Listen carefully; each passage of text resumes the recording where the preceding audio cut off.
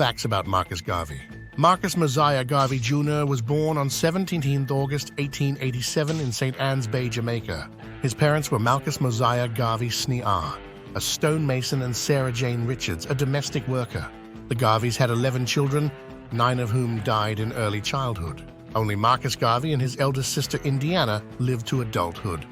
Marcus Mosiah Garvey's first wife was Amy Ashwood Garvey, 1897-1969. They married in New York in 1919 but divorced in 1922. Amy Ashwood was a very active Pan-Africanist, social worker and activist for women's rights. Marcus Mosiah Garvey's second wife was Amy Jacques Garvey, 1895-1973.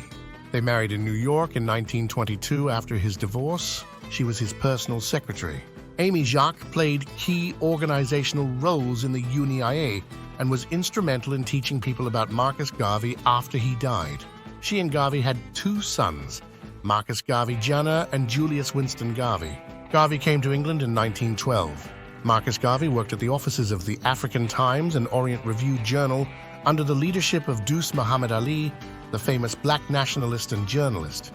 The African Times and Orient Review was the first political journal produced by and for black people ever published in Britain. It was produced during 1912, 1913, and 1917-1918 on a monthly basis and was printed in Fleet Street in London. Marcus Garvey returned to Jamaica from England in July 1914.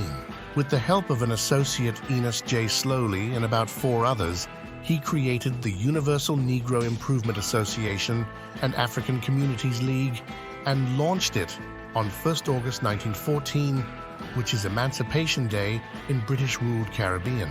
The first UNI division was formed in New York in May 1917. Within a month, the organization had 2 million members all over the United States. By 1920, the UNIA had 100 chapters in 40 countries around the world, such as UK, Cuba, Panama, Costa Rica, Ghana.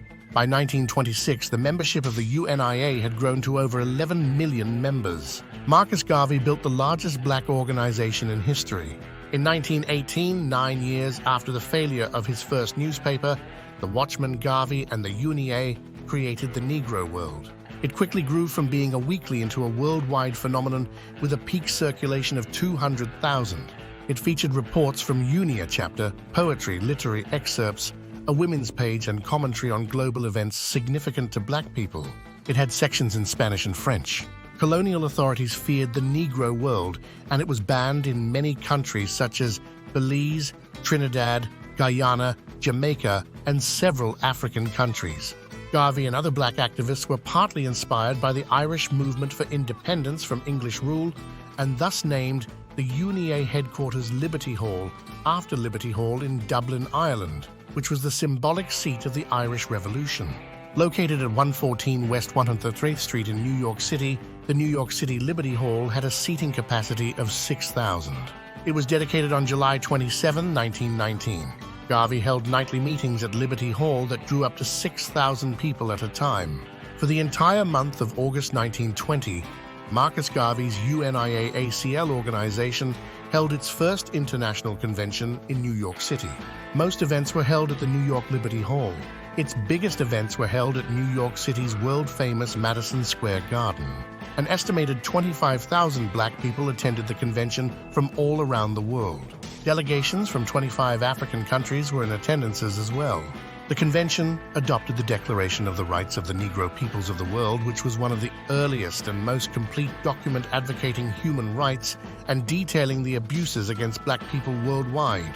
The document made demands such as the freedom of Africa for the Negro people of the world, the condemnation of the term nigger and stipulation that Negro be spelled with a capital N, no taxation without representation, equal treatment before the law, the condemnation of segregation and lynching.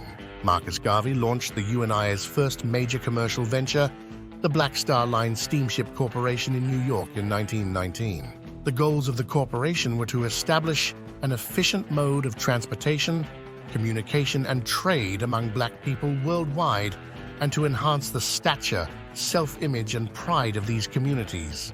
The public invested in the corporation by purchasing stock shares at $5 each. The corporation purchased its first ship, the SS Yarmouth, in September 1919. It was later unofficially renamed the SS Frederick Douglass, after the African-American abolitionist. The Yarmouth proceeded to sail for 3 years between the U.S. and the West Indies as the first Black Star Line ship with an all-black crew and a black captain. In 1920, Garvey established the Negro Factories Corporation and offered stock for African Americans to buy. He raised $1 million for the project. He wanted to produce everything that a nation needed so that African Americans could completely rely on their own efforts. It generated income and provided jobs by its numerous enterprises, including a chain of grocery stores and restaurants, steam laundry, tailor shop, dressmaking shop, millinery store, clothing, fashion, hats, accessories, etc., publishing house and doll factory. In New York City alone, Garvey owned several buildings, owned a fleet of trucks, and had over 1,000 black people working in his businesses. Markus Garvey's UNIA also operated the Phyllis Wheatley Hotel, 313 West 136th Street, New York, NY. Garvey's ultimate dream was for the independence of all African countries and the creation of a United States of Africa. The UNI embarked on a plan to repatriate some blacks from the United States and other parts of the African diaspora back to Africa. Liberia, a country established in 1822 by the American Colonization Society, was the intended geographical base of the UNI's African colonization venture. Garvey had enemies, including J. Edgar Hoover and, ironically, W.E.B. Du Bois. Du Bois was an integrationist who did not support a separate black state and repatriation. Du Bois was also opposed to Garvey's association with the Ku Klux Klan, his criticism of mulatto leadership, and his belief in black racial purity. Du Bois, along with other NAACP members, organized the Garvey Must Go campaign and colluded with the U.S. government to have him deported. The FBI established a special counterintelligence program called COINTELPRO to neutralize political dissidents. Between the years 1956 and 1971, the FBI used the COINTELPRO program to investigate radical national political groups for intelligence that would lead to involvement of foreign enemies with these groups. According to FBI documents, one of the purposes of the COINTELPRO program was to expose, disrupt, misdirect, discredit, or otherwise neutralize the activities of the black nationalists. They wanted to prevent the rise of a black messiah. In 1919, Hoover hired the FBI's first black agent in order to infiltrate the UNIA. The agent James Wormley Jones was referred to as Code Number 800.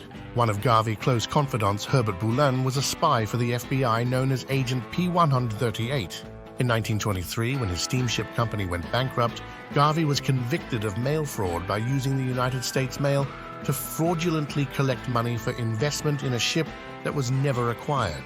He went to jail for 2 years. His sentence was commuted by President Coolidge before Garvey was deported to Jamaica. Garvey arrived in Kingston, Jamaica on 10th December 1927. During this period, Garvey became a father when Amy Jacques Garvey gave birth to 2 sons.